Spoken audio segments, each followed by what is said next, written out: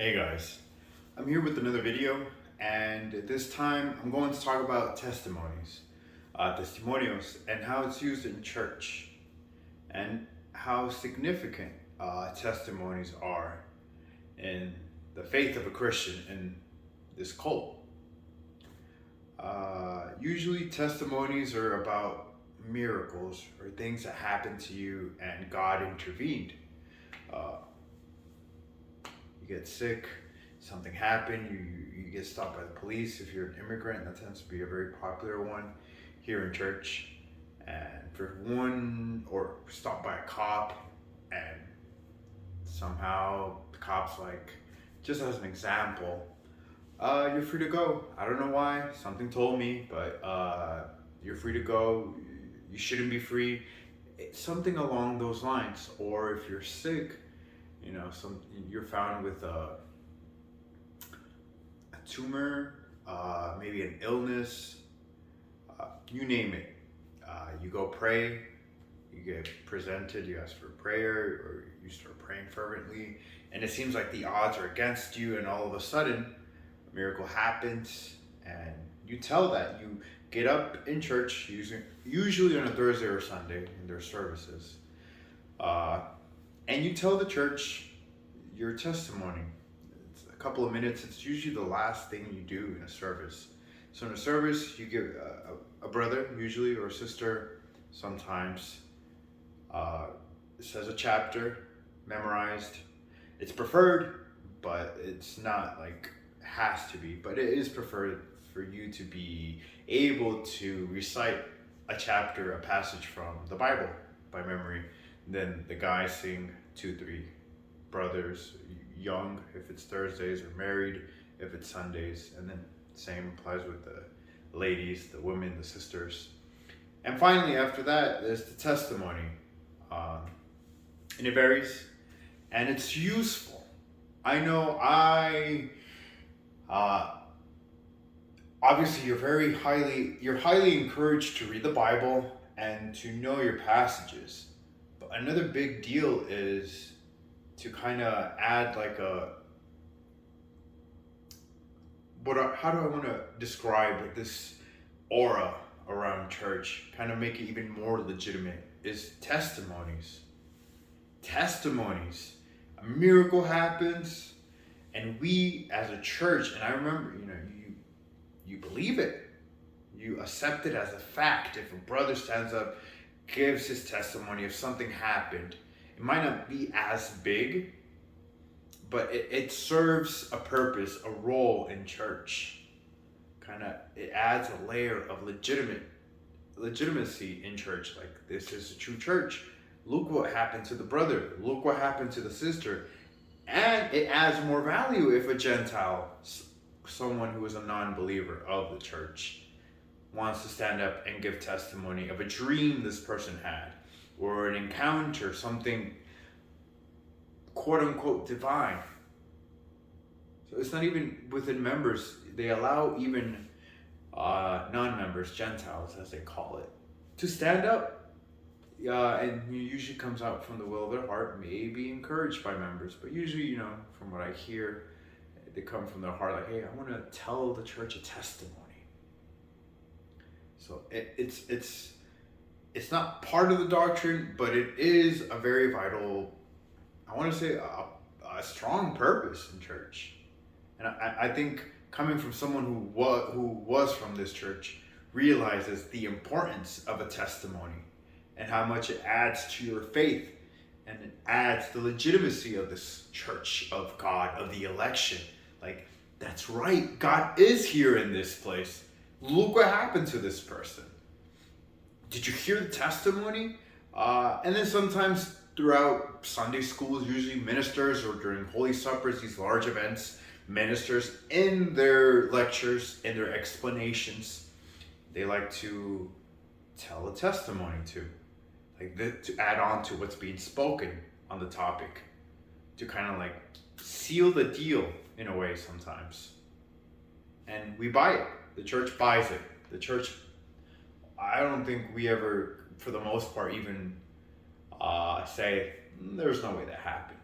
It's almost certain that whatever that person, brother or sister, or a Gentile, gives a testimony about church, it's 100% fact.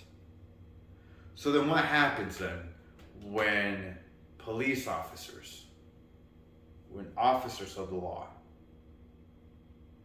are under oath by the United States government and the judicial system, under oath, when they give their testimony of what they saw firsthand of the devices, when they were able to snatch the devices from their son's house and finally able to get the code and see the thousands of pictures and videos. And if you guys see also in description of the things they saw and what it, you don't have to just read.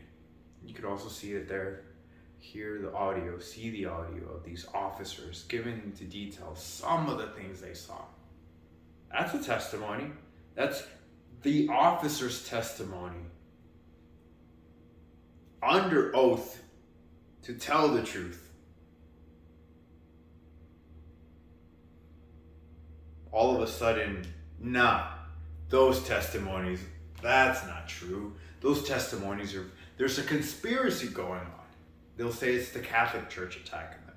They'll say it's the government trying to get on on the church. It can't be real. Their testimonies are fake. The testimonies, on the other hand, that are mentioned here in church, that's real. That's true. It's hypocritical. But I do get it, it's hurting. It's touching the subject of the apostle, of the election. Something that, as me included, grew up as holy, as perfect. And we were taught that these men are perfect. But when we're in, and how important these testimonies are in church, yet when a couple of officers under oath to tell the truth and nothing but the truth, or now it's a lie. There's no way. And the audacity of some of the members to say, oh, we have to see it. We have to see. We can't believe what the officers say. We don't say the same thing to these people, to the brothers or sisters or Gentiles or ministers about their testimonies. Oh, I can't believe that. There's no way. I have to be there to believe it. No. Faith is a thing that what I can't see with my own eyes, what I can't hear with my own ears, faith allows me to believe it regardless. Only when it's convenient, though. So I think that's something to think about when it comes to testimonies of church and the testimonies of these officers. Again, I encourage you to just do a little bit of research.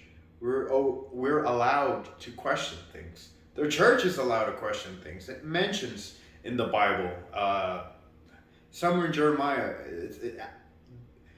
it's been a while. I want to go with 5:15. Somewhere in Jeremiah, in the book of Jeremiah, mentions to stand in the middle of the paths and to question which is the right path. We're allowed to question. You guys are allowed to question.